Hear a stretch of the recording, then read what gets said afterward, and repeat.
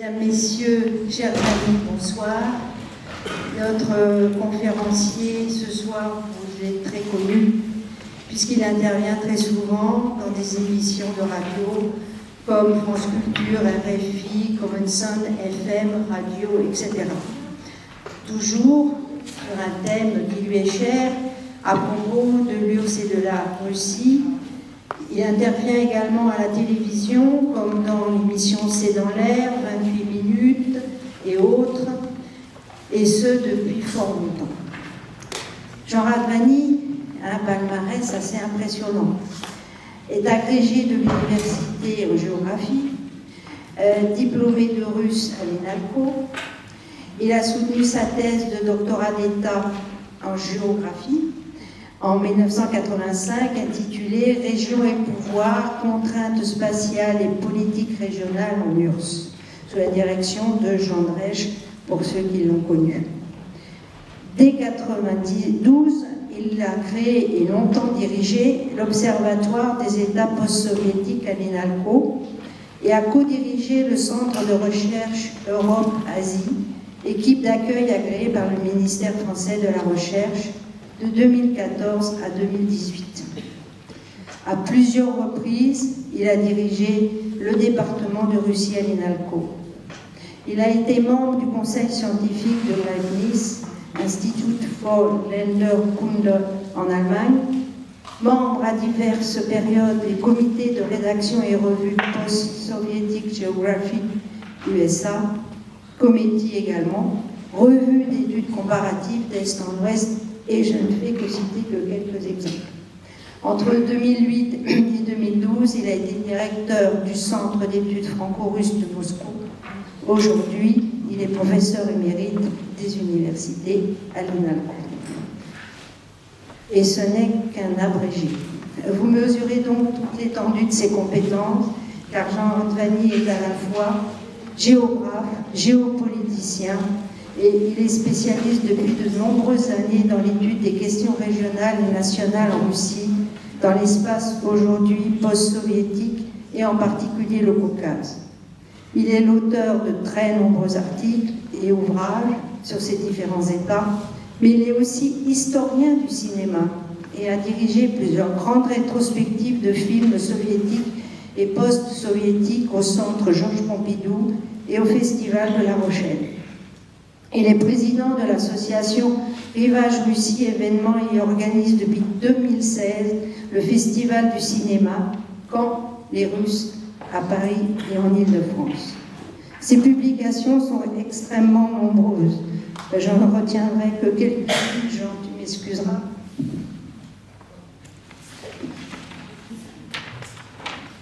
Par exemple, le cinéma géorgien, qui a été publié en 1988. Le cinéma d'Asie centrale soviétique, Paris, Centre Georges Pompidou, l'URSS, Région et Nation, ou encore le cinéma arménien à Paris, toujours au Centre Georges Pompidou, les 100 portes de la Russie entre deux mondes, l'Atlas du monde diplomatique sur la Russie également, la Nouvelle Russie, 4e édition, Caucase, le grand jeu des influences, retour d'une autre Russie, une plongée au pays de Poutine, la Russie entre peur et défi, coécrit avec Marlène Labelle, Russie, un vertige de puissance. Bien, j'en ai beaucoup oublié, tu t'en doutes. Bon, donc, je dirais que Jean Radvani est une figure dont le parcours atypique mêle géographie, histoire, cinéma et écriture. Et ce soir, il va nous présenter la guerre russe en Ukraine, leçons d'histoire et leçons de géographie. Cher Jean, je te cède la parole. C'est pas très facile de parler de l'Ukraine et de la guerre en ce moment, comme vous le comprenez. C'est une guerre absolument terrible, injustifiable, je dirais, et qui n'est pas terminée, loin de là, je pense. Et donc, il y aura encore, je crains, beaucoup de surprises et de drames. Comme vous le voyez sur cette première image, j'ai mis des points d'interrogation un peu partout. Parce que si la campagne militaire russe actuelle, il y a une date très précise, c'est le 24 février 2022, en réalité, un certain nombre d'observateurs considèrent que la guerre russe en Ukraine a commencé bien avant. Bien avant, c'est en 2014. Vous vous rappelez qu'en 2014, à la suite du revirement du président ukrainien de l'époque qui refuse, suite à une sorte de chantage russe, de signer l'accord d'association avec l'Union européenne, il y a des manifestations qui sont violentes en partie, qui aboutissent à sa fuite en Russie et un changement de régime, de président. Et Vladimir Poutine, à ce moment-là, en mars 2014, en tire profit, si je puis dire, pour annexer la Crimée d'abord, et ensuite, un peu plus tard, avril et les mois qui suivent, pour soutenir des forces sécessionnistes russes dans le Donbass qui vont aboutir à des accords, mais ces accords, dits accords de Minsk 1, Minsk 2, en fait, il y a un cessez-le-feu qui est en partie observé, et en réalité, on a toute une série de témoignages des commissions d'enquête de l'OSCE qui sont présentes, des observateurs de l'OSCE qui sont sur place, et il y a des morts toutes les semaines, depuis 2014. Et par conséquent, certains considèrent que la guerre a commencé en 2014, mais à ce moment-là, elle est localisée autour du Donbass, je vous montrerai des cartes, et la nouvelle guerre, elle commence, elle, en février 2022. J'ai mis malheureusement des points d'interrogation sur la fin de cette guerre, parce que, évidemment, on ne sait pas du tout quand elle va se terminer. Il y a eu dans un des discours en septembre de cette année de Vladimir Poutine, il s'est comparé au tsar Pierre le Grand et aux guerres suédoises qui, disait-il, ont duré 21 ans afin, disait-il aussi, simplement de récupérer des territoires qui étaient naturellement russes. Ça, c'est Poutine qui dit ça. Donc, une situation... ça marche. Le 24 février, à l'aube, Vladimir Poutine s'adresse à la nation. J'ai retenu quelques éléments de ce discours. Je vous donnerai, il y a une bibliographie à la fin. Il y a un site français qui donne vraiment exceptionnel, qui est fait par le CERSEC, le Centre d'études russes, CERSEC, je ne sais plus, Centre européen et caucasien, qui donne tous les discours de tous les dirigeants de toute cette période, depuis 1993, il commence, et jusqu'à aujourd'hui. Donc, dans ce discours qui annonce ce qu'il appelle l'opération spéciale, pour ne pas dire guerre, il dénonce d'abord l'expansion du bloc, citation, du bloc de l'OTAN vers l'Est, qui rapproche son infrastructure militaire des frontières de la Russie. Et il dit « L'Alliance Atlantique place sous son contrôle extérieur total, dixit, les terres historiques de la Russie pour y créer une anti-Russie ennemie et qui soutient en Ukraine un pouvoir qu'il qualifie d'ultranationaliste et néo-nazi. » Et il engage par conséquent ce qui est une sorte de guerre préventive, puisqu'il n'y a pas eu d'attaque d'aucune sorte à ce moment-là de l'Ukraine, contre les forces qui, selon lui, s'apprêtent à attaquer la Russie. Il parle d'un génocide contre des millions de Russes vivant là-bas.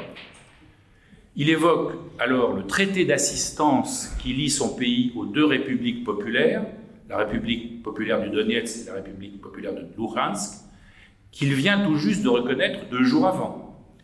Et dans le cadre de cet accord, c'est un peu le chapitre 5 de l'OTAN, c'est-à-dire qu'il y a un accord comme quoi, en cas d'attaque, les autres doivent se précipiter pour les défendre. Et le but ultime de cette opération est, selon lui, de démilitariser et dénazifier l'Ukraine. Ce qui implique que Moscou envisage de renverser le gouvernement de Kiev, de le remplacer par un régime fantoche, soumis à la Russie. Il s'adresse enfin à la fin de cette allocution aux soldats ukrainiens à qui il demande, c'est comme ça, au nom de la lutte commune contre l'agresseur hitlérien, de déposer les armes et de rentrer chez eux. Alors, bien sûr, ça ne s'est pas du tout passé comme ça. L'attaque a eu lieu. Je reviens, comme vous allez voir, je vais mêler les leçons d'histoire et les leçons de géographie sur un certain nombre de questions soulevées par Poutine et qui concernent d'abord l'histoire de l'Ukraine et la façon dont lui, personnellement, mais il n'y a pas que lui, considère ce pays. C'est une carte donc de l'histoire de la formation du territoire ukrainien actuel. Les limites qui sont en noir sont les limites de l'Ukraine en 1991, au moment des accords, là aussi de Minsk, où le président ukrainien, le président biélorusse et le président russe Eltsine décident de la fin de l'URSS, qui éclate donc en 15 États indépendants. Il y en a 2 qui ont déjà pris leur indépendance d'ailleurs, déclaré leur indépendance auparavant. Ces limites sont celles de 91 et comprenaient à ce moment-là la Crimée. Vous voyez qu'il y a plusieurs couleurs sur cette carte. Je vais juste rapidement la commenter. En vert, ce sont les limites de l'Ukraine soviétique avant 1939. À cela ont été ajoutés en 1939, ce qui est en jaune, il marche pas en jaune ici, et en marron un petit peu au sud du jaune, c'est-à-dire les territoires de la Galicie et de la Bucovine, prises sur la Pologne d'une part et sur la Roumanie d'autre part, au titre des protocoles secrets de l'accord germano-soviétique de 1939. Et ensuite va s'ajouter ce qui est complètement au sud-ouest, en dessous du jaune, un peu rose, qui est la Transcarpathie. Ça, c'est en 1945. Alors, ces territoires, oui, j'ajoute que les territoires en jaune et en marron, ils sont occupés par les soviétiques en 1939 ou 40. Ensuite, il y a la guerre. 1941, les Allemands envahissent toute cette région et toute l'Ukraine, et au-delà de l'Ukraine. Et c'est seulement en 1945 que ces territoires redeviennent soviétiques et rentrent de nouveau dans la République soviétique d'Ukraine. En rose à gauche, pris cette fois-ci sur la Tchécoslovaquie et sur la Hongrie, une prise de guerre de Staline en 1945. Je rappelle que la Hongrie, la Tchécoslovaquie et la Roumanie étaient des puissances de l'Axe et alliées de Hitler. Donc, prise de guerre. C'est intéressant de constater que les facteurs qui régissent la façon dont Staline a redessiné les frontières de l'Ukraine mêlent des facteurs ethnico-impériaux. C'est de l'impérialisme ethnique. C'est-à-dire, c'est à la fois tout ce qui a été russe doit être russe, soviétique à l'époque, et tout ce qui a été ukrainien, d'une façon ou d'une autre, doit donc redevenir ukrainien. Et donc, il se saisit de la Galicie, il se saisit de la Bucovine, de la Transcarpathie. Alors là, c'est un autre facteur, c'est un facteur géopolitique, géostratégique.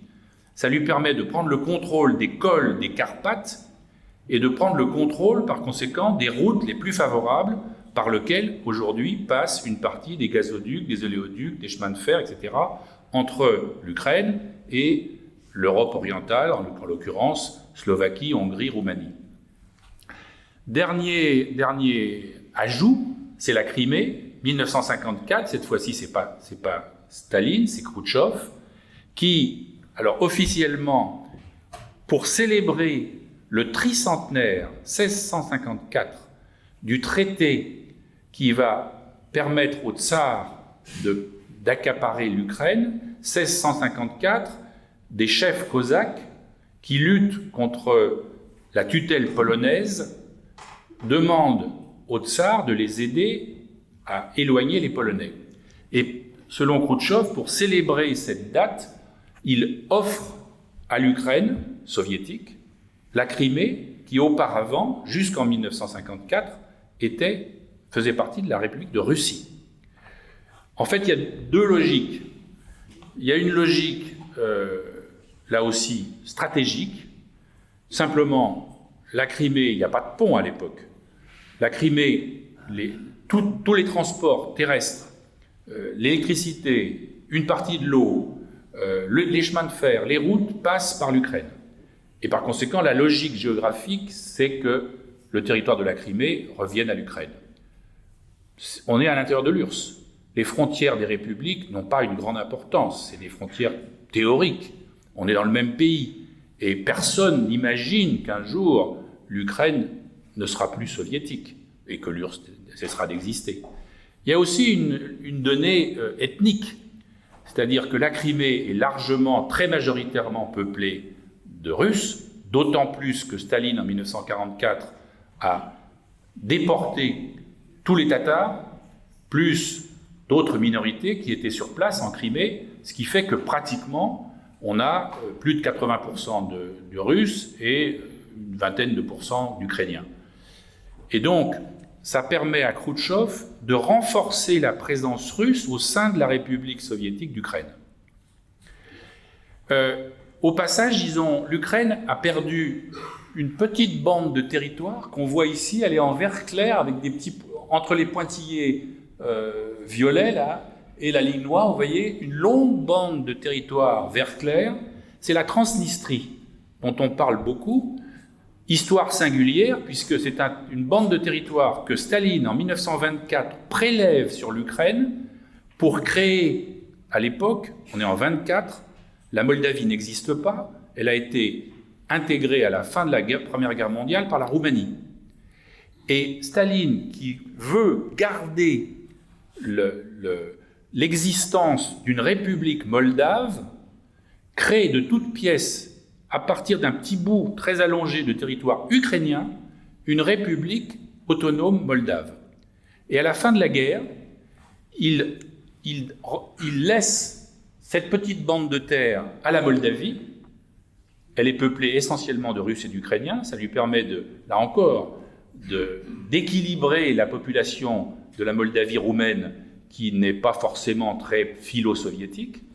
Et en échange, si on peut dire, il donne à l'Ukraine définitivement ce qui est en marron ici, au sud de la Moldavie, qui est le Boudjak, des terres stépiques qui permettent, là aussi c'est de la géostratégie, à l'Ukraine soviétique de contrôler le nord des bouches du Danube, c'est-à-dire un fleuve tout à fait stratégique, navigable, qui permet de pénétrer jusqu'au fond de l'Europe médiane. Donc, une histoire assez singulière. Alors, bien sûr, quand on regarde cette carte, je dirais qu'il y a trois façons de l'interpréter. Sur le plan bien pragmatique, qu'est-ce qu'on fait avec un pays pareil? Je dirais qu'il y a la façon suisse, c'est-à-dire qu'on crée une république ukrainienne indépendante, enfin on hérite en 1991 d'un pays indépendant qui s'appelle l'Ukraine, on en fait une sorte de confédération multiethnique, multinationale, à la façon des Suisses. Ça aurait pu être ça, puisqu'il y a au sein de cette Ukraine des Russes, des Ukrainiens, voilà. En bleu, c'est les Russes, en majoritaire. En orange et jaune, c'est là où les Ukrainiens parlant ukrainien sont majoritaires. Et sur cette carte, il manque des minorités hongroises, des minorités bulgares, des minorités roumaines et les Tatars qui sont autorisés à revenir en Crimée à partir de 1989-90. Donc une Ukraine multiethnique, multilinguistique, que les Suisses auraient donc dirigée de cette façon. Il y a la façon, je caricature un petit peu, mais à peine, des nationalistes ukrainiens, qui, dès 91, en fait un peu avant 91, disent « il faut rendre à l'Ukraine sa langue ukrainienne, il faut que l'ukrainien soit la seule langue d'État, il faut que cette langue ukrainienne soit la langue scolaire, soit la langue administrative et soit la langue des médias, télévision, cinéma, tout doit être en ukrainien. Et à plusieurs époques, ça a été un peu ça. En même temps, évidemment, ça soulève beaucoup de résistance parce qu'en réalité, dans la vie quotidienne de l'Ukraine, ils sont tous bilingues. Ils passent de l'ukrainien au russe, ils passaient, je mets ça au passé parce que depuis 2014, ça a beaucoup changé. Ils passaient de l'ukrainien au russe en fonction des circonstances, où ils étaient, avec qui, etc. Alors il y a ceux qui n'aimaient pas parler russe, il y a ceux qui ne savaient pas l'ukrainien, y compris le président actuel, qui au départ a été élevé dans une famille russophone, et qui parlait un peu l'ukrainien, mais pas bien, qui l'a appris vraiment un peu plus tard. Et y compris, il y a ce qu'on appelle le sourjik, qui est une langue mixte, où on mêle des mots d'ukrainien et des mots de russe. Donc, c'est les mouvements politiques qui se réclament du nationalisme ukrainien, ils vont faire pression après 1991 et constamment pour que l'ukrainien prenne une place dominante, majoritaire en Ukraine. Ça peut paraître logique, c'est logique, mais en même temps, ça soulève des résistances. Et en 2014, au moment où le nouveau pouvoir s'installe, la Rada va voter une loi qui change la loi linguistique précédente et qui fait que les langues minoritaires dans les régions ne pourraient plus être utilisées dans les régions, c'est-à-dire les régions hongroises, les régions roumaines, les régions russes. On ne pourrait plus utiliser ces langues minoritaires. Ça soulève des protestations immédiates, de la Russie naturellement, mais de la Hongrie aussi, de la Roumanie. Et cette loi qui a été votée ne sera jamais appliquée parce que le nouveau président ukrainien, refuse de la signer. Donc elle n'est pas appliquée, mais ça donne une image un peu de l'ambiance et des pressions qui sont faites. Et puis, troisième façon d'interpréter cette carte, il y a la façon Poutine. La façon Poutine, elle va être explicitée dans un article très extraordinaire. Il y a la traduction, on trouve la traduction, elle a été faite par le ministère des Affaires étrangères en français. Le titre de cet article, qui paraît le 16 juillet 2021, c'est-à-dire avant la guerre, sur l'unité historique des Russes et des Ukrainiens. C'est un article qui retrace à la façon de Poutine, qui n'est pas du tout la façon dont les historiens professionnels parlent de cette histoire. Pour lui, cette relation des Russes et des Ukrainiens, c'est l'histoire d'un même peuple.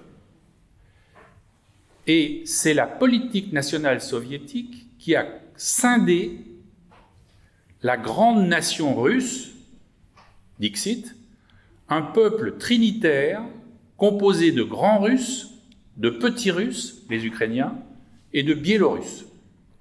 C'est pas nouveau, c'est pas lui qui invente ça. C'est les termes exacts utilisés à l'époque tsariste, depuis Catherine II, pour désigner la nation russe, le peuple russe, avec ses trois composantes principales, plus d'états de minorité,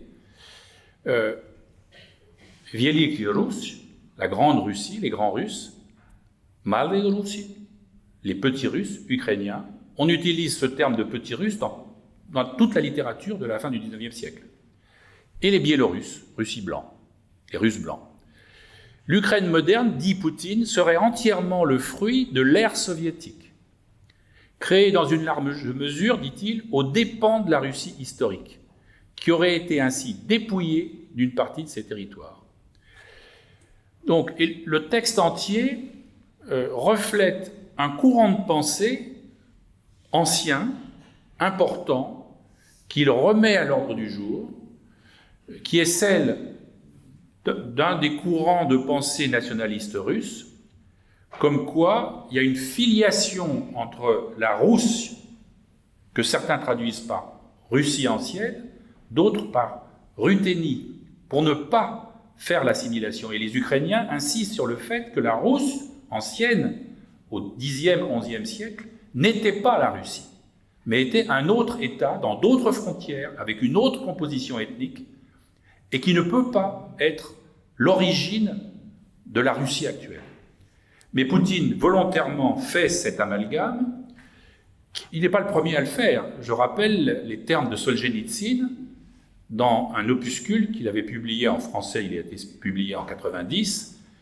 Il appelait à la création d'une union de Russie, c'est sont ces termes, il appelle comme ça, comprenant la Russie, l'Ukraine, la Biélorussie, on est en 90, enfin il a écrit avant, et même le nord du Kazakhstan, parce que le nord du Kazakhstan était peuplé par des Russes. En 2022, Poutine est allé encore plus loin, puisqu'il nie l'existence même d'un État ukrainien, d'une nation ukrainienne et d'un peuple ukrainien. Pour lui, il considère que ce sont des éléments du peuple russe, alors qu'ils parlent un peu différemment. Il y a eu toutes sortes de discussions, de débats des linguistes qui estimaient que l'ukrainien n'était pas une langue. Il y a un texte extraordinaire sous Alexandre III qui dit que la langue petit russe, c'est la façon dont il s'exprime, n'existe pas et ne peut pas exister. Et Alexandre III interdit l'usage de l'ukrainien dans les écoles, dans les églises orthodoxes et dans l'administration. 1863, je crois. Alors, je redeviens géographe. Il est évident que l'Ukraine, vous voyez que là, elle est au sud, bord de la mer Noire, c'est une région absolument stratégique. C'est une région stratégique de par sa position et de par son interface. Elle fait partie à la fois de quelque chose qui revient dans la littérature géographique, l'isthme, mer Noire au sud, mer Baltique au nord, qui est une des grandes voies de pénétration, de commerce nord-sud entre les États de la Baltique et les États de la mer Noire et au-delà de la mer Noire vers la Méditerranée, etc. C'est un carrefour géographique entre cet axe nord-sud et des axes est-ouest qui vont de l'Europe orientale vers la Russie. Elle dispose d'une frontière maritime importante qui comprend officiellement, aujourd'hui c'est un peu plus compliqué, la mer Noire, Odessa, Nikolaïv, la Crimée et la mer d'Azov. Donc un emplacement absolument stratégique, plus un certain nombre de ressources naturelles, les terres noires, les fameuses terres noires, le grenier à blé du 19e siècle et du 20e siècle, quand l'agriculture fonctionne normalement, des bassins houillés, manganèse, fer importants qui lui permettent de construire dès le 19e siècle, 1870, 1880, avec l'aide des Anglais, des Belges, des Français, une industrie lourde très importante, une agriculture très importante, un tourisme très important, la Crimée, la Riviera de Crimée. Il va y avoir, après 91, c'est assez amusant de lire les rapports de la BERD naissante, de la Banque européenne, de la Banque mondiale, du FMI sur l'Ukraine, souvent écrits par des Ukrainiens de la diaspora vivant aux États-Unis et vivant au Canada, qui prévoient un avenir absolument extraordinaire pour cet État nouvellement indépendant de l'Ukraine d'après 91, qui, disposant de tels atouts, va devenir enfin, c'est les termes implicites de ces rapports, enfin débarrassé du joug soviétique, de la planification, du système bureaucratique soviétique, l'Ukraine va enfin devenir une puissance régionale majeure. C'est pas tout à fait ça qui va se passer, pour des raisons, j'y reviendrai, j'ai une ou deux dias là-dessus. En fait, alors l'agriculture c'est incontestable, c'est une des régions les plus riches agricoles de toute l'ex-URSS, ça c'est clair. Sauf que la façon dont la privatisation va être menée, les investissements, la corruption, etc., va faire que pendant pas mal d'années, l'agriculture ukrainienne va stagner. Par contre, en ce qui concerne la richesse industrielle supposée, on va déchanter rapidement. Parce que si on s'était mis dans une logique capitaliste à la française ou à l'européenne, pratiquement toutes les mines auraient été fermées depuis déjà un certain temps. La plupart des aciéries auraient été fermées, comme en Lorraine ou comme dans les bassins du Nord, parce que en voie d'épuisement, non rentable du point de vue économique, en tenant compte que c'était des bassins, le bassin du Donbass,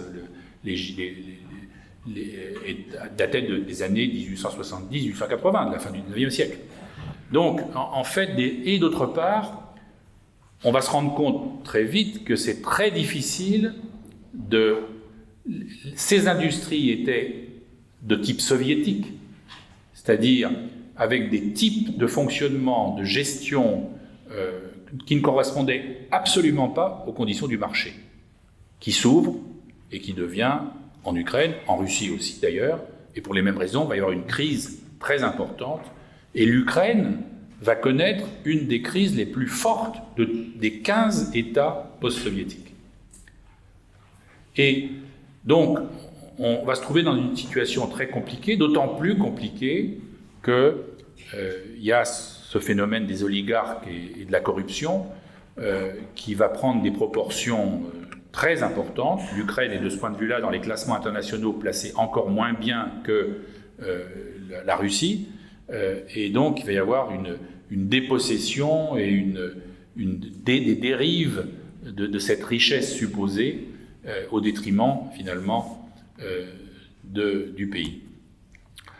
Je montre cette carte parce que toujours ce passage de l'histoire et de la géographie. En 1919, toute une série de délégations se réunissent à Paris pour la conférence de Paris qui doit, en principe, régler les problèmes des frontières des États successeurs de deux empires, l'Empire russe et l'Empire ottoman. Et chaque délégation, il y a des délégations de toutes ces nouveaux États qui apparaissent à ce moment-là, 18, 19, chacun apporte ses cartes et ses justifications. Cette carte est assez étonnante parce que, alors, les frontières qui sont annoncées comme devant être celles de la République ukrainienne, attention, l'URSS n'existe pas encore, on est en 19. Et ce que je trouve assez étonnant, c'est que les Ukrainiens, c'est un peuple revendicatif et fort. Sur la carte, ils ont pris tout le Caucase de l'Ouest. Rostov devient ukrainien, ils vont jusqu'à Sotchi, jusqu'à la frontière de la Géorgie. Tout le Kouban devient ukrainien, alors que franchement, il n'y a pratiquement jamais eu d'Ukrainiens dans cette région. Donc il faut bien comprendre que les cartes, c'est un instrument et c'est à la fois de l'idéologie, il y a une guerre des cartes, il y a des guerres de cartes, et évidemment, il faut les prendre avec les pincettes nécessaires. J'ai déjà montré cette carte donc, de la réalité linguistique. Il y a la même chose sur le plan religieux, un peu plus simple, mais pas tellement plus simple. Un peu plus simple apparemment, tout ce qui est rouge brique, c'est l'orthodoxie. Sauf que, après 91, on va avoir 3 églises orthodoxes. Il y a l'église orthodoxe ancienne, qui est sous la tutelle du patriarcat de Moscou, depuis l'époque tsariste et pendant l'époque soviétique. Il y a une église orthodoxe qui va, après 91, localement être créée, qui se méfie du patriarcat de Moscou. Et il y a une 3e église orthodoxe qui va être créée avec l'aide de la diaspora, aux États-Unis et au Canada, qui, elle, se méfie de toute l'église orthodoxe soviétique parce qu'ils estiment, à juste titre, qu'elle était liée au KGB. attention, alors il n'y a pas que les orthodoxes. En bleu, ce sont ce qu'on appelle les uniates, c'est-à-dire des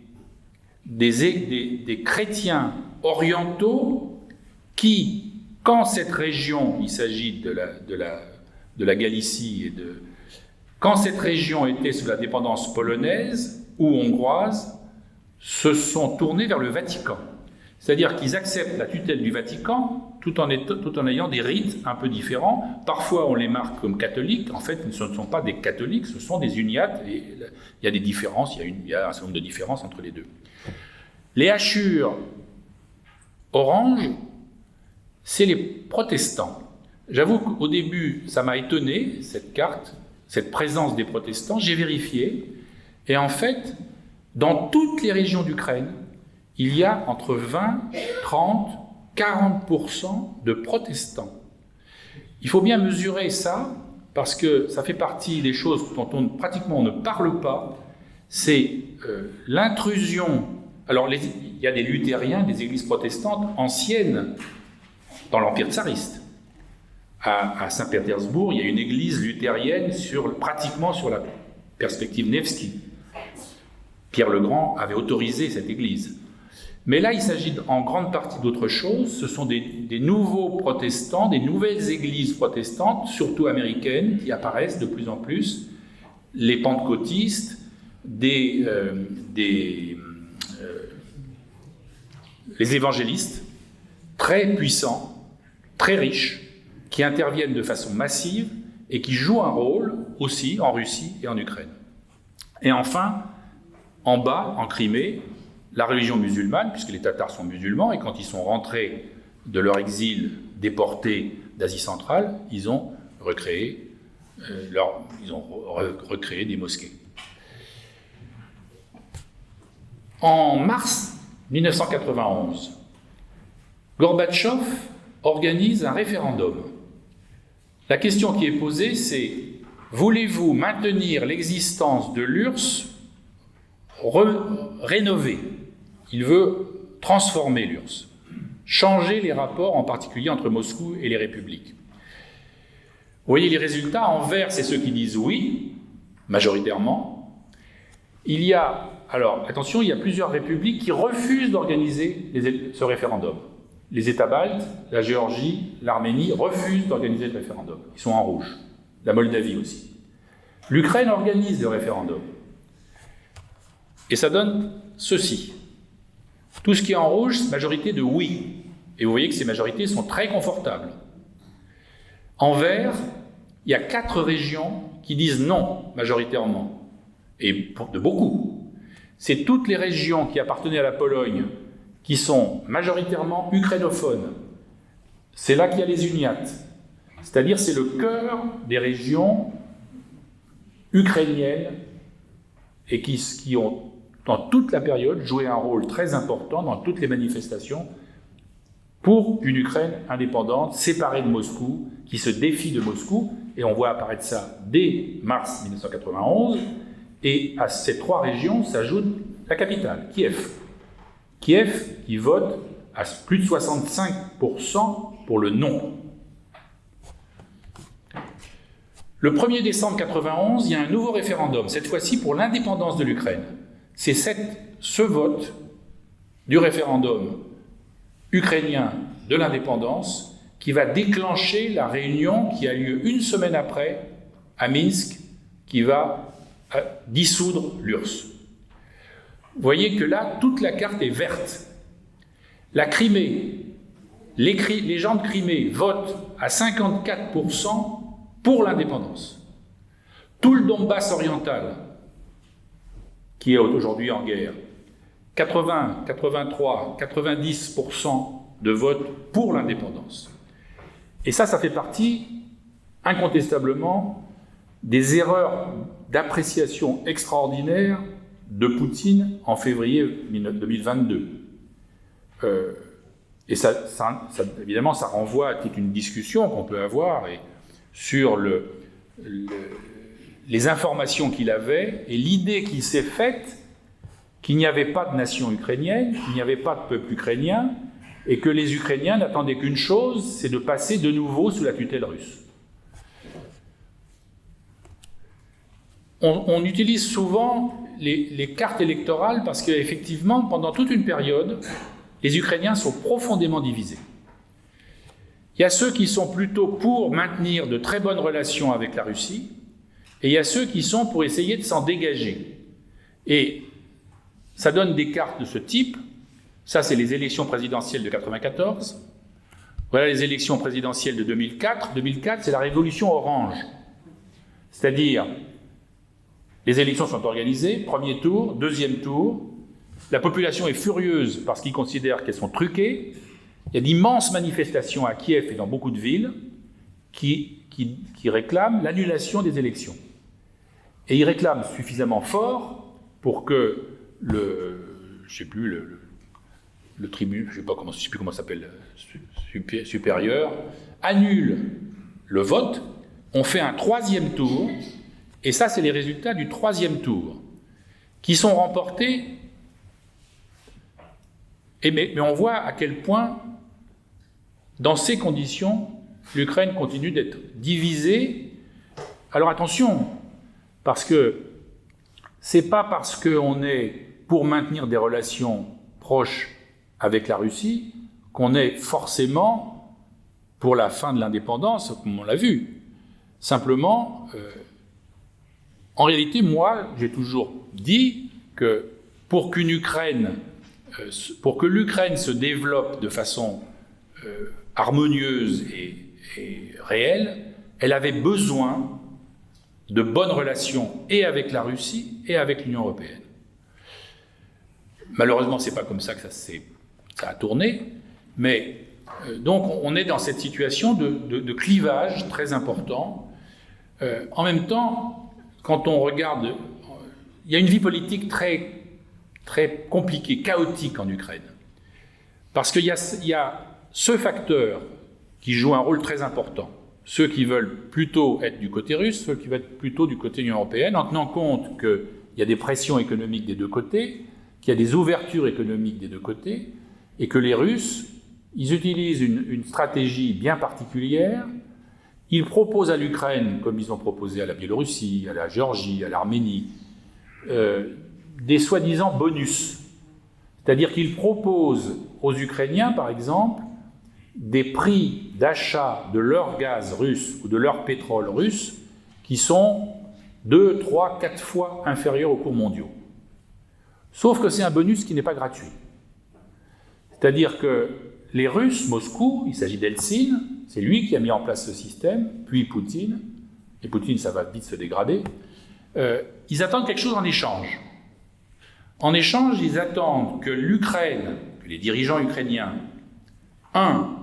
les soutiennent dans un certain nombre de décisions communes, c'est le fonctionnement de la communauté des États indépendants. En gros, ils attendent que les pays qui acceptent ces bonus les soutiennent en politique étrangère, dans les décisions de politique intérieure, et y compris dans les décisions de sécurité militaire. Et d'autre part, ils attendent une deuxième chose, c'est que les pays qui bénéficient de ces avantages sur le prix du pétrole ou du gaz en particulier, il y a d'autres éléments, vendent à des compagnies russes un certain nombre de secteurs qui intéressent les Russes. Et ce n'est pas n'importe quel secteur, c'est tout ce qui concerne l'énergie, c'est-à-dire les réseaux de gazoducs, d'oléoducs, les raffineries, les centrales thermiques, les centrales nucléaires. C'est-à-dire que, et c'est ce qui va se passer en Biélorussie, c'est ce qui va se passer en Arménie, sauf que les Ukrainiens refusent. Aucun président ukrainien jusqu'en 2014 n'accepte de céder à la Russie ou à des compagnies, qu'elles soient d'État comme Gazprom ou privées comme d'autres compagnies russes de pétrole ou autres, de céder des secteurs considérés par les Ukrainiens, à juste titre, comme stratégiques. Et c'est sur cette base, ce différend fondamental, que les Russes n'ont jamais réussi à briser, que petit à petit, les tensions vont augmenter. Vous vous souvenez sans doute qu'il y a, en 2005, 2006, ça c'est sous Poutine, ce qu'on a appelé les guerres du gaz, quand les Russes critiquent les Ukrainiens. Il y avait de quoi critiquer au demeurant, hein. Les Ukrainiens avaient accumulé des dettes. Si vous voulez, il y a deux choses très importantes.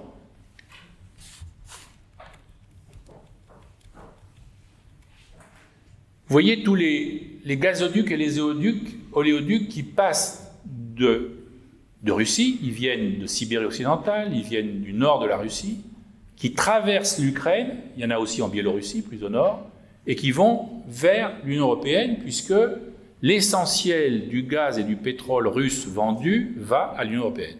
Et passe 70%, en 1991, 70% du gaz russe vendu à l'Union européenne passe par l'Ukraine. Et les Ukrainiens vont utiliser cette interdépendance. Ils ont à la fois besoin du gaz russe pour leur propre consommation, et ils sont lieu de transit de ce gaz vers l'Union européenne. Qu'est-ce qu'ils font, les Ukrainiens? Ils essayent d'obtenir les conditions, les prix les plus bas pour le gaz qu'ils achètent à la Russie pour leur consommation, et ils essayent de négocier les prix les plus hauts pour le droit de transit à travers leur territoire. Et cette négociation va se tendre, d'autant plus que les Ukrainiens, effectivement, accumulent des dettes, des impayés, et en plus, ça aussi c'est vrai, ils utilisent une partie du gaz qu'ils achètent à bas prix à la Russie et qu'ils revendent à l'Union européenne, en prenant évidemment les bénéfices. Ce que Gazprom n'apprécie que modestement. Mais en réalité, ce différend commercial, il aurait pu se régler autrement. Sauf que dans le même temps, les Ukrainiens, le président ukrainien, renforce ses contacts avec l'Union européenne, et même on commence à parler d'une adhésion à l'Union européenne ou à l'OTAN. Or, cette adhésion à l'OTAN fait partie, depuis Helsinki, confirmée par Poutine. Il y a un célèbre discours à Munich en 2007 où il dit « l'Ukraine doit rester en dehors de l'OTAN ». Et là-dessus, tout un débat. Et vous avez promis, les Américains, que jamais l'OTAN n'irait jusque... Alors, on peut en discuter s'il y a des questions. Il y a effectivement Baker, le ministre des Affaires étrangères américain, en 90, a dit l'OTAN, la juridiction de l'OTAN ne fera pas un pouce plus à l'est qu'elle ne l'est. Et à l'époque, elle était en RFA, en République fédérale allemande. Ça a été dit et écrit. Sauf que jamais Gorbatchev n'a demandé que ça soit mis sur le papier.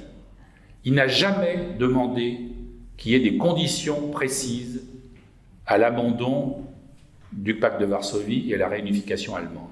Ça, c'est clair. Ce qui fait qu'on est sur des déclarations orales dont Poutine se sert, Helsinki s'est servi, Poutine se sert en disant « Vous avez trahi votre parole, vous avez rapproché l'OTAN de nos frontières, 2004, adhésion des 3 États baltes, et il n'est pas question que l'Ukraine rentre de nouveau dans l'OTAN. » Et sur la base de ce différend, donc, les tensions montent, et c'est pour ça qu'il y a ces guerres du gaz, c'est parce qu'il y a ce rapprochement qui se fait avec les institutions européennes et atlantiques. Les choses du point de vue électoral vont changer, évidemment. Il y a un tournant majeur en 2014. 2014, je vous rappelle, c'est le président ukrainien, avant 2014, engage des pourparlers pour un accord d'association avec l'Union européenne. Moscou fait pression pour qu'il ne le signe pas. Il refuse de signer au dernier moment. Protestations violentes, manifestations énormes à Kiev et dans d'autres villes. Finalement, il y a des échauffourées, il y a des morts, et le président s'enfuit en Russie. Et en mai 2014, Poroshenko est élu, vous voyez, il a été élu dès le premier tour à une majorité considérable.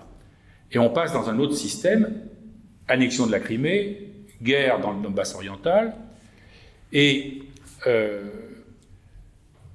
rapprochement évidemment avec l'Union européenne et avec l'OTAN. Il ne s'agit pas d'adhésion à ce moment-là, mais on est dans cette nouvelle situation, et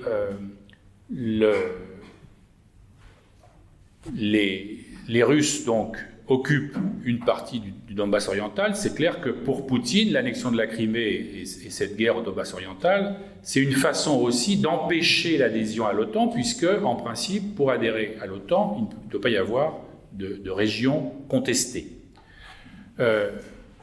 Reste que il y a un autre grand facteur de division au sein de l'électorat ukrainien, c'est la question de la corruption et des oligarques. Et à chaque nouvelle élection présidentielle, les candidats promettent de se débarrasser des oligarques, de se débarrasser de la corruption. Rien ne se fait. Et c'est dans ces conditions qu'en 2019, cette fois-ci, Porochenko est battu largement par un nouvel arrivant, tout à fait étonnant, un acteur, Zelensky, issu d'une famille juive d'Ukraine orientale, en fait, qui s'est fait un nom avec une série absolument étonnante. Allez voir ne serait-ce que le début de cette série, on la trouve sur Arte en français, traduite avec les sous-titres, qui est assez extraordinaire. Et je cite souvent, la première scène de la première série, on voit 3 personnages à l'endroit où il y a la présidence ukrainienne à Kiev, devant la place du Maïdan, qui discutent entre eux et qui disent qui est derrière ce type. Puisque dans l'histoire, c'est quelqu'un comme Zelensky, c'est Zelensky lui-même qui joue, et qui est un prof d'histoire qui se retrouve candidat et en tête des sondages. Et chacun des 3, ce sont 3 oligarques ukrainiens, les Ukrainiens les reconnaissent pratiquement, pensent que c'est l'autre qui soutient ce candidat improbable. En fait, c'est aucun des 3. Dans la réalité, c'est un 4e. Mais Zelensky est élu au 2e tour de façon majoritaire avec un programme, là encore, de renouveau, franchement, vers l'Union européenne et franchement, qui s'annonce anti-corruption et anti-oligarchique. On va assez rapidement, on va se rendre compte que lui aussi, il a des oligarques qui le soutiennent. Alors, dans la rhétorique poutinienne, il y a plusieurs arguments qui viennent. Un des arguments, c'est le fait que le régime ukrainien serait néo-fasciste. Ça se base sur plusieurs choses qui sont, là encore, liées à l'histoire. C'est l'histoire de la Seconde Guerre mondiale. Je ne vais pas rentrer dans les détails, mais c'est la façon dont, en 1939-40 et 1941, quand les armées du Reich pénètrent en Ukraine, ils sont soutenus par un certain nombre de mouvements nationalistes ukrainiens qui pensent qu'avec l'aide des nazis, ils vont pouvoir se débarrasser du régime soviétique et qu'ils vont pouvoir enfin créer une Ukraine indépendante. Le chef du principal mouvement de cette époque s'appelle Bandera. Les Allemands ont de tout autre projet, ils ne veulent pas du tout d'une Ukraine indépendante, ils veulent faire dans les territoires conquis de l'Ukraine, de la Biélorussie, de la Russie, des régions du Reich. Ils mettent Bandera dans un camp, juste pratiquement à la fin de la guerre. Ils vont le libérer à la fin de la guerre quand les armées allemandes reculent. À ce moment-là, ils libèrent Bandera, qui va recréer avec son mouvement, qui va lutter pour essayer d'empêcher la progression de l'armée soviétique en 1944. Sauf qu'une partie des gens de son mouvement ont participé à la Shoah, c'est-à-dire l'élimination des populations juives d'Ukraine, avec les Allemands. Donc ça c'est une histoire lourde. Et il se trouve que certains mouvements nationalistes ukrainiens dans les années 90 ressortent la figure de Bandera, ressortent des symboles nazis, Alors, assez vite, ils comprennent que s'ils veulent jouer un rôle politique, il faut qu'ils se débarrassent de ça. Donc, effectivement, il y a un parti en particulier qui va devenir un peu important, Svoboda, Liberté, qui va se débarrasser de cet héritage nazi. C'est un peu comme Le Pen. On essaye voilà, on élimine le père, enfin les symboles du père, pour avoir un visage plus présentable. Ce qu'ils font, et aux élections de 2014, ils sont suffisamment puissants pour obtenir un certain nombre de postes de ministres assez importants dans le nouveau gouvernement. Sauf qu'ils ne sont pas contents, ils veulent plus. Ils réclament de nouvelles élections, qu'ils vont perdre. Et ils se retrouvent en octobre 2014, ils n'ont que 7 élus à la Rada sur 450. Et donc, dire que ces mouvements qui existent, qui ont existé, qui existent, sont dominants en Ukraine, c'est vraiment de la fake news absolue. D'autant plus que Zelensky n'est absolument pas de ce côté-là. Il y a effectivement, mais il y en a aussi en Russie des néo-nazis et des mouvements qui, dans les années 90, 2000, ont affiché des symboles hitlériens, etc. En Russie, c'était plus compliqué, mais ils l'ont fait aussi. L'autre question que j'ai déjà évoquée, c'est l'OTAN. En 2008, au sommet de Bucarest, Bush, fils, arrive en disant, son programme, c'est d'engager l'adhésion de l'Ukraine et de la Géorgie dans l'OTAN. La France et l'Allemagne mettent leur veto. Ils considèrent que ça serait franchir la ligne rouge et que ce n'est pas du tout le bon moment. Sauf que il y a des négociations et qu'on aboutit à une résolution de la fin de ce sommet de Bucarest de 2008 par une phrase parfaitement ambiguë, ou plutôt pas du tout ambiguë. Les membres de l'OTAN ont entendu l'aspiration de la Géorgie et de l'Ukraine de rentrer dans l'Alliance Atlantique et ont décidé que ces deux pays pourront adhérer à l'Alliance. Il n'y a pas de date, mais cette résolution rend furieux les Géorgiens et les Ukrainiens qui attendaient à commencer à rentrer et rend encore plus furieux Poutine qui dit qu'est-ce que c'est que ça ? L'Ukraine, à ce moment-là, il y a une citation de lui, l'Ukraine, ça n'existe pas, ça a été créé par les Soviétiques, ça a été créé par les Russes, et ça ne se fera pas.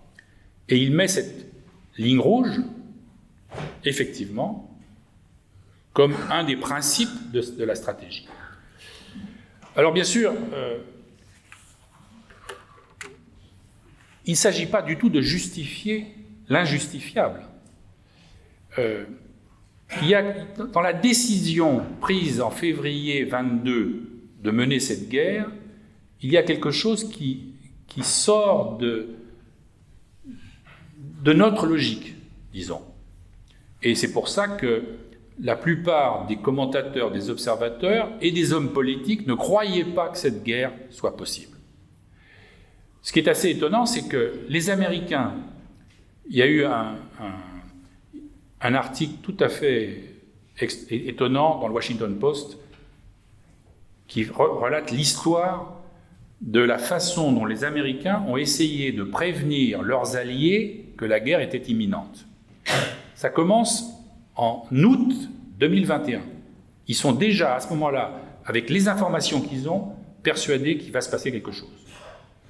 Il y a des manœuvres russes, il y a des manœuvres de l'OTAN, en même temps, fin 2021, début 2022. Mais ils savent un certain nombre de choses.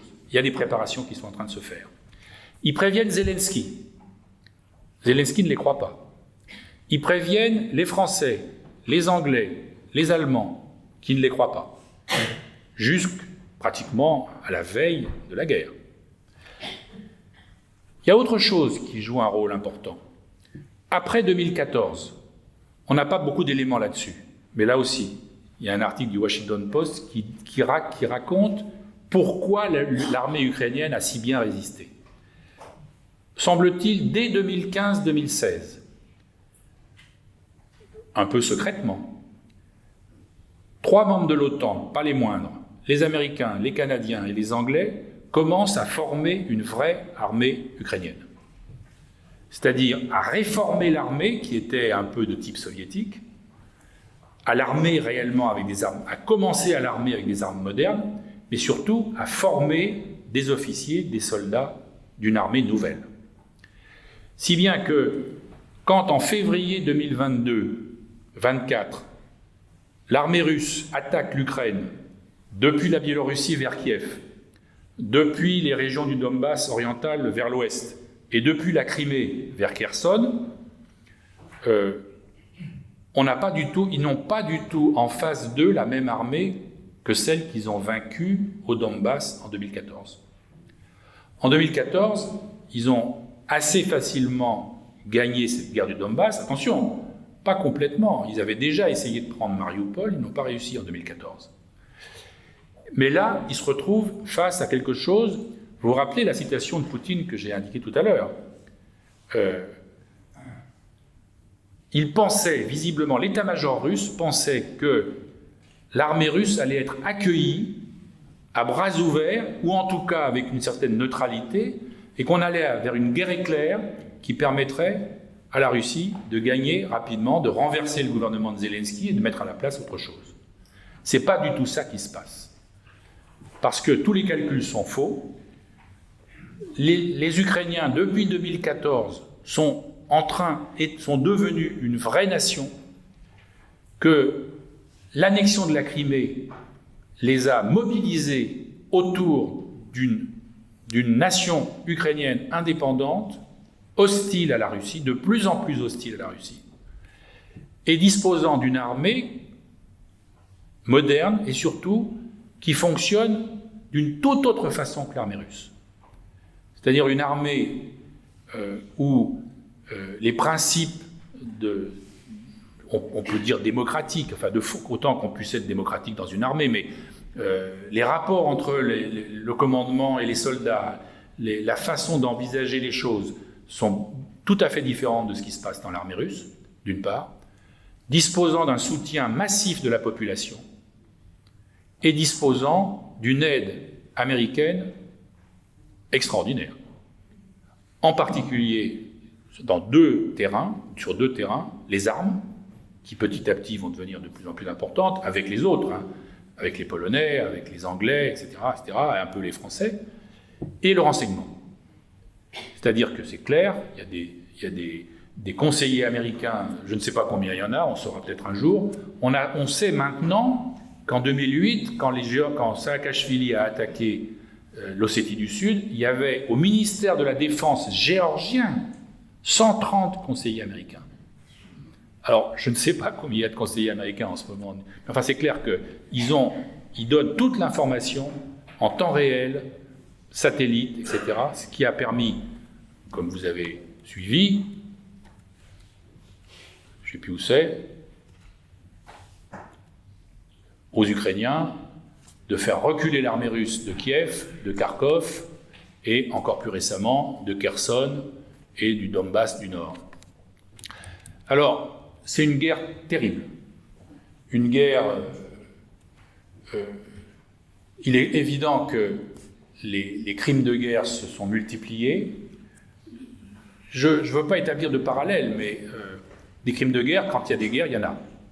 Et les estimations sur la guerre américaine en Irak, c'est entre 150 000 et 300 000 civils tués entre 2003 et 2011.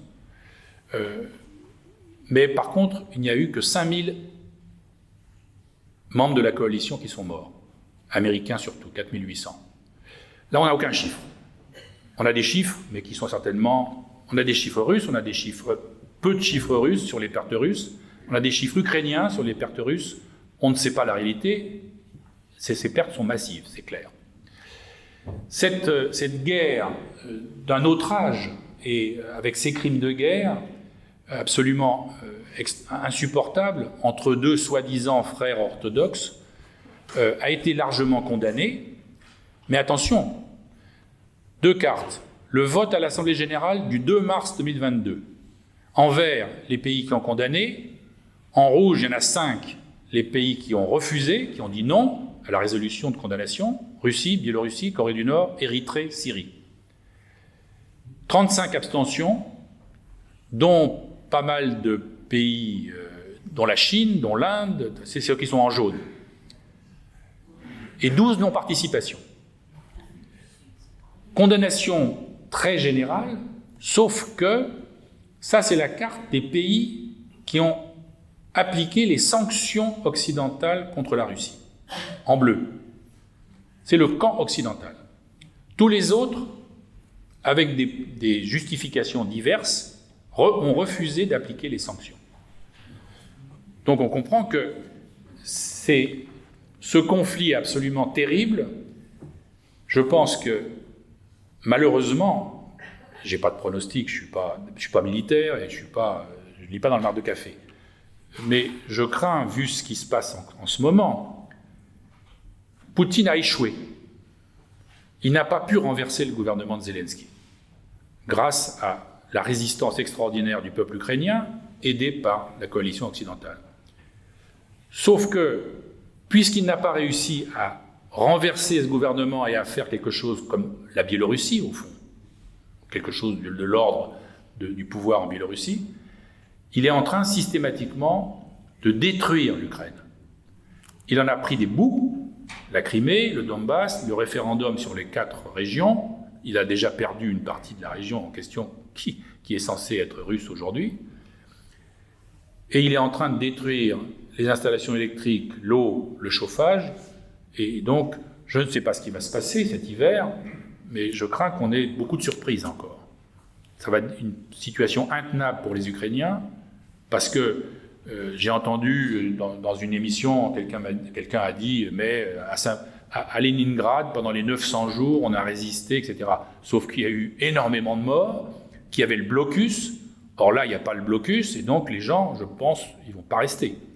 Et à ce moment-là, moi, ce que je crains, c'est qu'il y ait une nouvelle offensive russe vers des villes en partie désertées. C'est-à-dire une situation complètement incroyable, mais malheureusement, ça fait partie des hypothèses qu'on ne peut pas écarter. Et le monde est profondément divisé. La Russie va être affaiblie, même si elle n'est pas, comme l'espérait notre ministre de l'économie, abattue par les sanctions, loin de là, parce qu'elle a des alliés. Mais elle va être profondément affaiblie. Il y a des centaines de milliers de Russes qui sont partis. C'est pas sûr qu'ils reviennent. Donc ça va être une situation vraiment nouvelle. L'Ukraine va être en partie détruite, en dépit de sa résistance extraordinaire, et l'Union européenne va être profondément affaiblie. Je m'arrête là pour ouvrir à des questions. Je laisse là ces quelques repères chronologiques, enfin pas chronologiques, bibliographiques. Cette chronologie, vraiment on trouve tous les textes que j'ai évoqués, et puis quelques ouvrages. Moi je suis en train de préparer un livre qui devrait sortir en janvier de l'année prochaine.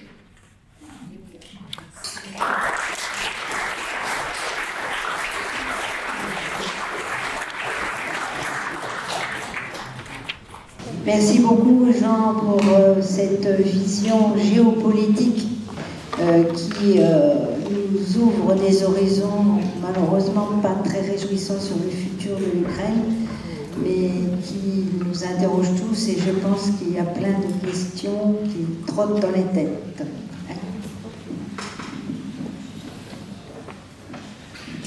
Merci beaucoup. Moi, j'avais une question. Vous avez parlé, vous avez fait un arrière-plan historique avec notamment l'importance du récit national russe. C'est quelque chose, c'est un élément qui me semble important et qu'on trouve très souvent dans les régimes dits autoritaires. Je pense à la Turquie notamment.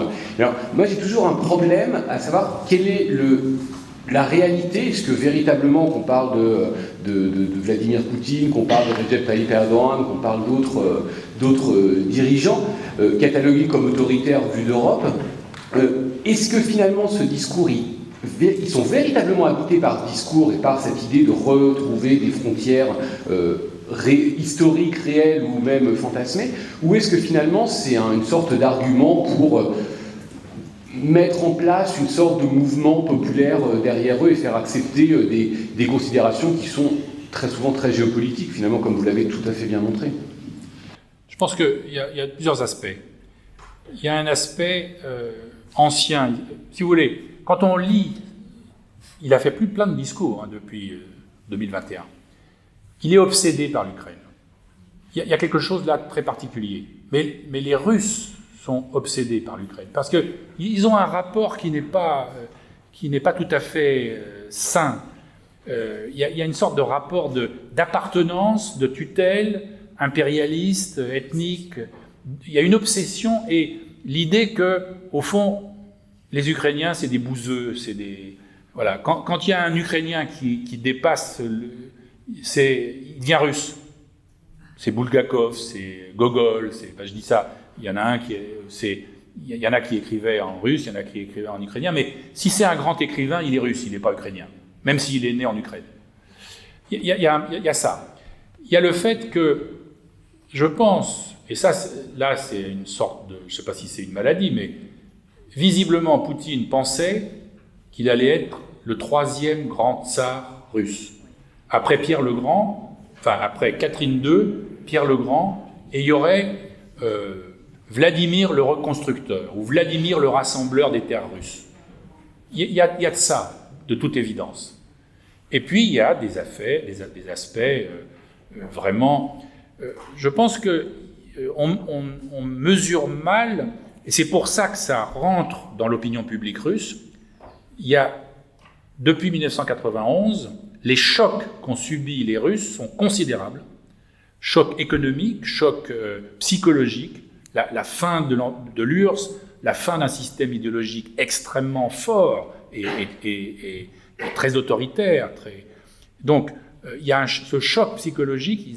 Donc, il y a ce besoin. Je ne crois pas du tout à l'âme russe et au fait que les Russes ont besoin obligatoirement d'un chef, etc. Mais dans cette situation-là de fragilité, il y a le discours autoritaire du grand rassembleur, comme les tsars de notre histoire, ça fonctionne. Et effectivement, il y a beaucoup de Russes qui rentrent dans ce discours et qui le soutiennent, jusqu'à aujourd'hui. Alors après, la mobilisation, les morts, ça... Sauf qu'on n'en parle pas, pratiquement, publiquement. Autre question ? Oui, monsieur, est-ce qu'on ne peut pas voir, j'ai été surprise de voir l'apparition des évangélistes dans cette partie du monde, et est-ce qu'on ne pourrait pas imaginer une présence de certaines, par cette religion, donc une présence de certains services secrets pour déstabiliser justement toute cette région? Alors, j'ai pas fait ces observations-là en Ukraine, j'ai vu ces statistiques. Mais j'ai fait à une certaine époque, à la fin des années 90, j'ai fait plusieurs enquêtes dans des petites villes de Russie. Des villes de 15 000, 20 000 habitants.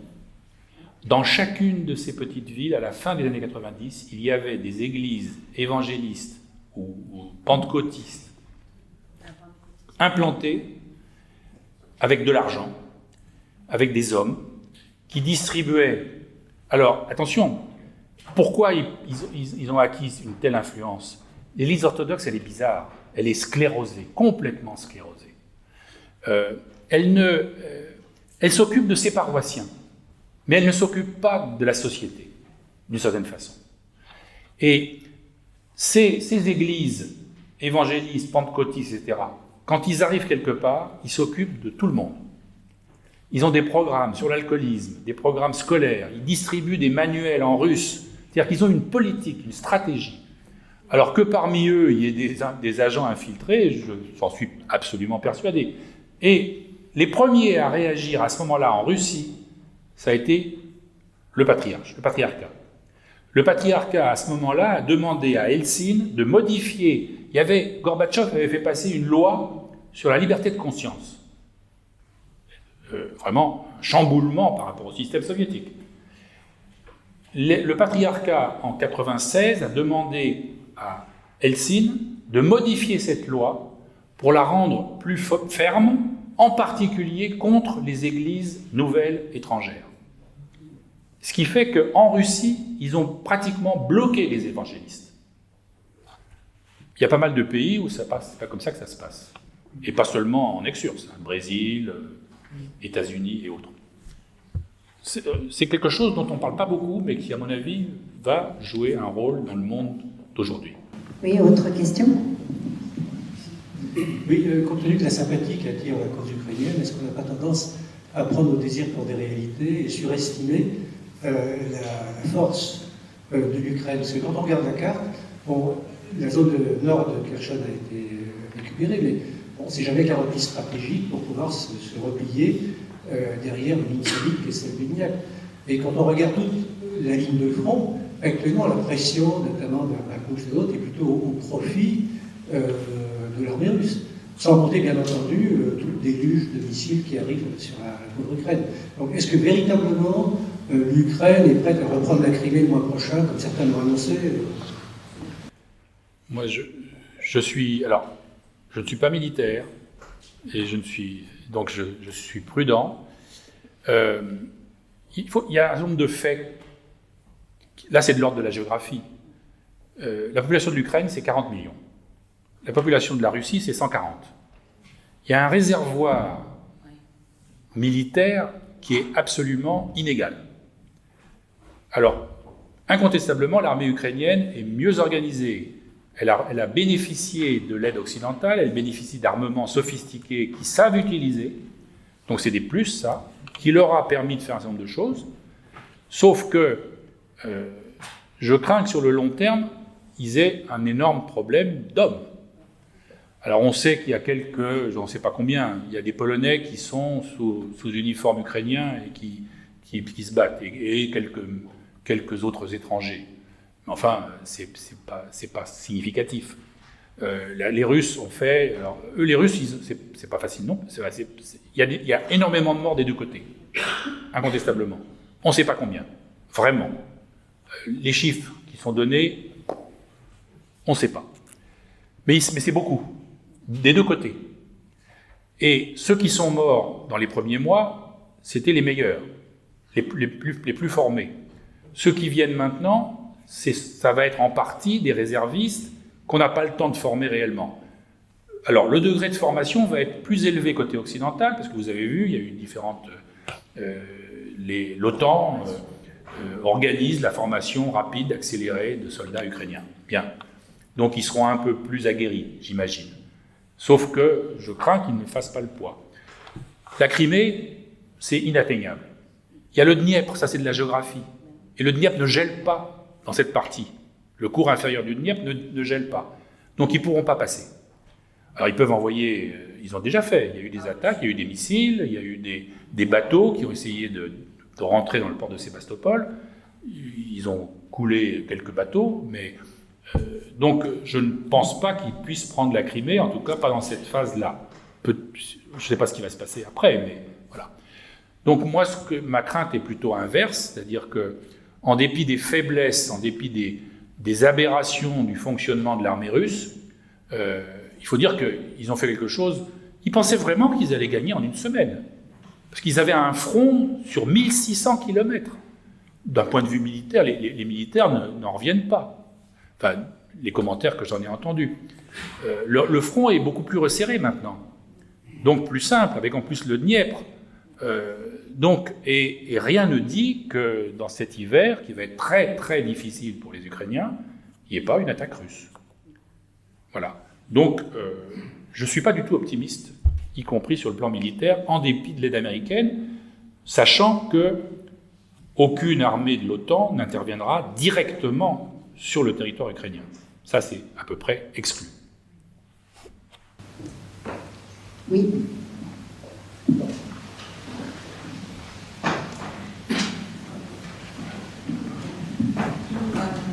Merci. J'ai une question à poser sur l'industrie chimique en Ukraine. Pardon ? L'industrie chimique. Et éventuellement, sur un autre sujet, est-ce que les Américains, indépendamment des problèmes qui sont arrivés depuis février 2021, est-ce qu'il y a eu des problèmes, des investissements américains dans l'agriculture ou autre? Parce qu'on parle souvent d'une place importante sur les terrains en Ukraine, le rôle que les Américains jouent, mais peut-être c'est ce sont des rumeurs. Je voulais savoir si vous pouvez nous en parler un peu. Franchement, je ne suis pas un spécialiste de l'économie ukrainienne, je dois dire. L'industrie chimique ukrainienne, il y a des secteurs, elle est très inégale. Toute l'industrie est très inégale. Il y a eu un certain nombre de secteurs dans lesquels il y a eu des investissements de modernisation qui ont été faits, avec, à partir de 91, effectivement, des investissements occidentaux très importants. Et donc, une modernisation de certaines usines, aussi bien dans la sidérurgie, il y a des usines d'armement, il y avait beaucoup d'usines d'armement en Ukraine, de l'industrie chimique en particulier, les engrais, enfin il y a plein de... Ils avaient une industrie chimique très importante, donc il y a des secteurs qui ont été modernisés, qui fonctionnent avec de nouveaux...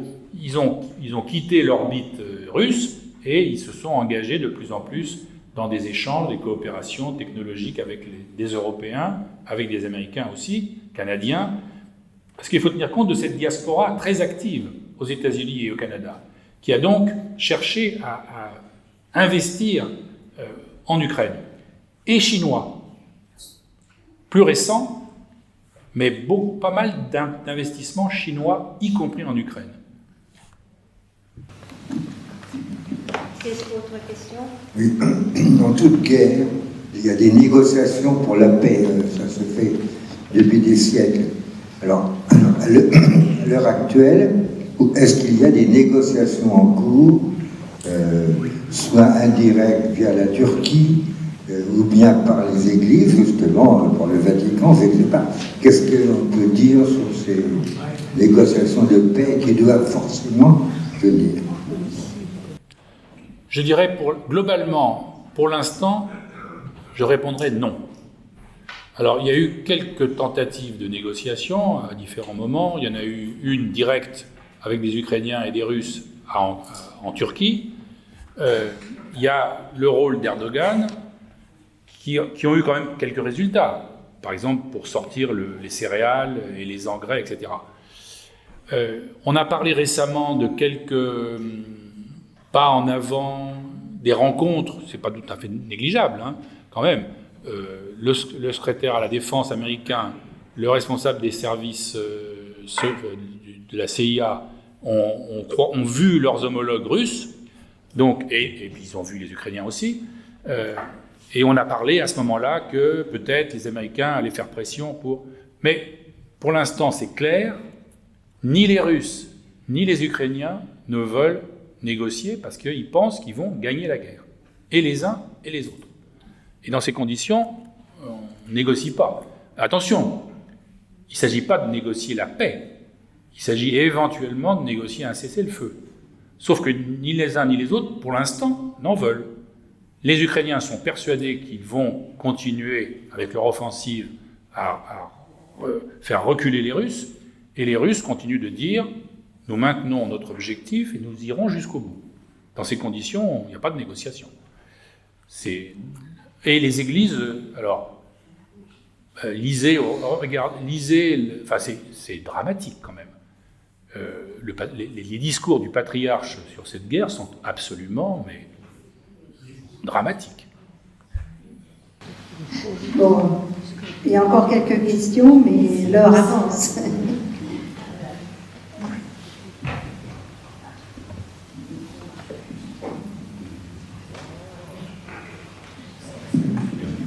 Allô, ça marche? Oui. Que pensez-vous de cette analyse d'historiens qui pensent que dans les années 91, M. Gorbatchev était en négociation avec l'Occident pour, je ne sais pas, un rapprochement, une sorte de coopération, et les Occidentaux auraient raté le coche en n'empêchant pas ce coup d'État de 91 qui l'a éliminé. Merci. Alors, il y a eu des négociations, mais elles ont porté, en fait, on commence à avoir vraiment les éléments. Il y a un bouquin qui vient de sortir aux États-Unis, absolument remarquable, de Mary Sarraute, sur justement cette période. Je donne la citation, voilà, là. Mary Sarot, no 1 inch America, Russia and the making of post-Cold War stalemate. C'est remarquable. Elle a eu accès pratiquement à à beaucoup de documents des acteurs des années 90, 91, 92, etc., jusqu'à une certaine date. Il ressort que Gorbatchev était faible, hésitant, et au moment où il aurait pu le faire, il n'a jamais négocié vraiment d'éventuelles contreparties. Il a accepté la réunification allemande, il a accepté la dissolution du pacte de Varsovie, et la seule chose qu'il ait vraiment demandé, c'est du fric. L'économie soviétique était en voie d'effondrement, et il a demandé aux Américains, aux Allemands, ça il l'a demandé, des milliards de dollars. Il en a obtenu un petit peu. Alors il y a effectivement une discussion sur 91, mais à mon avis, 91, c'est le résultat. Alors, c'est le résultat de son impuissance. C'est pas. Alors, bien sûr, il y a des gens qui disent, il y a des gens très importants, Kissinger, des gens comme ça, qui ont dit si on avait aidé un peu plus Gorbatchev, peut-être que ça aurait fait autre chose. Sauf que Gorbatchev lui-même, ça va être un chapitre de mon livre, il a, à un moment donné, fin 90, il décide qu'il faut appliquer la force, l'armée, contre les dissidences des républiques soviétiques. Et il va y avoir en quelques mois des épisodes sanglants à Bakou, à Erevan, à Vilnius, à Riga, au Kazakhstan. Et ça, c'est vraiment, il a choisi à un moment donné de prendre des options militaires, et du coup, 91 était quasiment devenu inévitable. Parce que les conservateurs étaient absolument furieux de ces réformes et de la façon dont elles étaient engagées, et avec de plus en plus d'éléments négatifs, effectivement. Et ils se sont saisis de cette occasion, et il a été mis de côté. Oui, il restera juste 2 questions parce que l'heure tourne. Oui, mais il y en avait 2 avant, donc chronologiquement. Merci beaucoup, monsieur. J'ai une question concernant les votes des pays abstentionnistes et en particulier l'Afrique du Sud. Est-ce que vous avez quelques informations sur ce pays qui s'abstient contre finalement la Russie et s'abstient aussi en notre faveur? En notre faveur? Enfin, je veux dire, contre personne. Poutine, très astucieusement, il y a un organisme, vous regarderez, il y a un organisme qui s'appelle les BRICS. Brésil, Russie, Inde, Chine, et on a ajouté un S pour Afrique du Sud. Et ça, c'est une idée de Poutine avec les Chinois, mais c'est les Russes qui ont été à la manœuvre, pour inclure l'Afrique du Sud dans cette organisation, qui est devenue ainsi un anti-G8. C'est-à-dire les grands pays puissants, de plus en plus puissants, qui sont les futures puissances, peut-être régionales, du futur, et qui sont exclus du G8. Et ça, c'est un point. D'autre part, la Russie a toujours soutenu les pays africains dans leur indépendance. Alors économiquement, beaucoup moins que d'autres parce qu'ils n'avaient pas les moyens.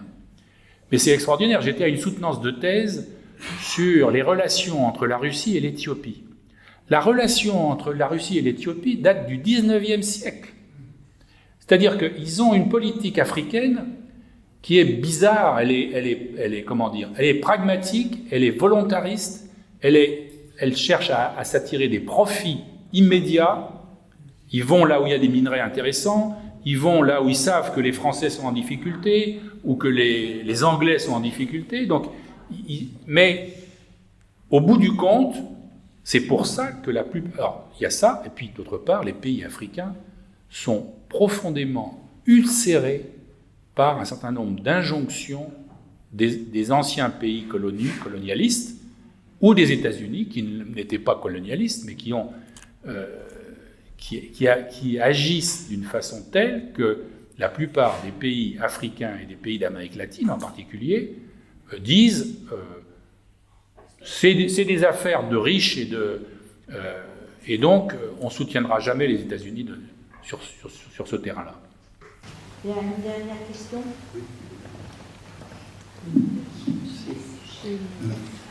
Donc en fait, Poutine fait un peu de la géographie, de l'histoire à sa façon. Et aussi, que peut-on penser de l'avenir de la Russie et en particulier, cet avenir se construit-il, d'après vous, pour vous, vers l'Asie, vers la Chine? Je pense que l'avenir de la Russie est... Je suis pas du tout optimiste, parce qu'elle va sortir profondément affaiblie de cet épisode. Peut-être pas tant sur le plan économique, parce que vous comprenez que c'est une économie assez fruste, je dirais. C'est une économie de rente de matières premières. Et ça, ils les ont, les matières premières. Et donc, ils vont continuer d'en profiter. Sauf que les projets qu'avait, soi-disant, Poutine de faire de la Russie une nation moderne, hein, avec une technologie, avec l'industrie, etc., ça va, je pense, s'effondrer parce que les cerveaux partent. Ils n'ont pas les structures économiques adéquates. Donc, ils vont rester un pays... Attention, hein, ils ne vont pas s'effondrer économiquement. Ils ont, au deuxième trimestre de cette année, ils ont des bénéfices du commerce extérieur plus importants que l'année précédente. Parce qu'ils vendent moins de pétrole et de gaz, mais ils les vendent plus cher sur certains marchés, même en faisant des ristournes. Donc, ils ne vont pas s'écrouler, sauf qu'ils vont se recroqueviller, je dirais. Et donc, et sur tous les plans, jusqu'à ce qu'il y ait un changement de régime. Mais attention, hein, je ne suis pas forcément... il peut y avoir après Poutine un nationaliste russe encore plus venimeux que lui. Ce n'est pas exclu. Ce n'est pas ce que je souhaite, naturellement, pour les Russes d'abord et pour nous ensuite. Mais ce n'est pas exclu. Je ne suis pas sûr que ça soit très réaliste, que ça soit très opérant, mais ça fait partie des hypothèses. Il y a quelques candidats sur les rangs. Il y en a d'autres aussi. Il y en a d'autres qui sont un peu plus ouverts. Bien, merci beaucoup. Je crois qu'on peut applaudir.